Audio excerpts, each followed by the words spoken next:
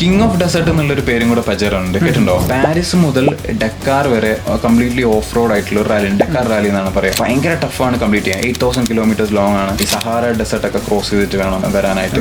അപ്പൊ പല റേസേഴ്സും ഇത് ഹാഫ് വരെയൊക്കെ പോയിട്ട് പിന്നെ ഡിസ്കണ്ടിന്യൂ ചെയ്യുന്ന സീനൊക്കെ, പല ആക്സിഡൻസ് ഉണ്ടാകുന്ന പ്രശ്നങ്ങളുണ്ട്. 80s ഹാഫിലാണ് മിത്സുബിഷി പജേറോ എന്ന് പറയുന്ന ഒരു മോഡലായിട്ട് ഈ ഒരു റാലിയിൽ എൻ്റർ ചെയ്യുന്നത്. ആ സമയത്ത് ടൊയോട്ടയും നിസാനൊക്കെ അവരുടെ ബെസ്റ്റ് ടൈമാണ്. കുറെ മോഡൽസ് ഒക്കെ ആയിട്ട് നിൽക്കുന്ന സമയത്താണ് മിത്സുബിഷി വരുന്നത്. മിത്സുബിഷി പജേറോ ഇൻട്രൊഡ്യൂസ് ചെയ്ത സെയിം ഇയർ തന്നെ അവർ ഈ ഡക്കാർ റാലി വിൻ ചെയ്യുക. അങ്ങനെയാണ് ആളുകൾ മിത്സുബിഷി എന്ന് പറഞ്ഞ ബ്രാൻഡിനെയും പജേറോ എന്ന് പറഞ്ഞ മോഡലിനെയും ഒക്കെ ഐഡന്റിഫൈ ചെയ്യുന്നത്. അവിടെ നിന്ന് ഇങ്ങോട്ട് 12 പ്രാവശ്യമാണ് മിത്സുബിഷി പജേറോ എന്ന് പറഞ്ഞ ഒരു മോഡൽ വെച്ചിട്ട് ഡക്കാർ റാലി വിൻ ചെയ്യുന്നത്. അതിനൊരു ഗിന്നസ് വേൾഡ് റെക്കോർഡൊക്കെ ഉണ്ട്. അതിനൊക്കെ ശേഷമാണ് പജേറോനൊരു കറക്റ്റ് ഫാൻ ഫോളോയിങ് വരുന്നത്. അപ്പോൾ ഈ ഒരു റീ എൻട്രിയിലൂടെ പജേറോവും ഇന്ത്യയിലേക്ക് തിരിച്ചു വരുമായിരിക്കും അല്ലേ? അതെ, പജേറോന്റെ ഒരു അപ്ഡേറ്റഡ് വെർഷനും അതുപോലെ തന്നെ ഇപ്പൊ ജപ്പാനിലുള്ള എക്സ്പോർട്സ് എന്ന് പറഞ്ഞുള്ള ഒരു മോഡലും വരുന്നതാണ് റിപ്പോർട്ട്സ്.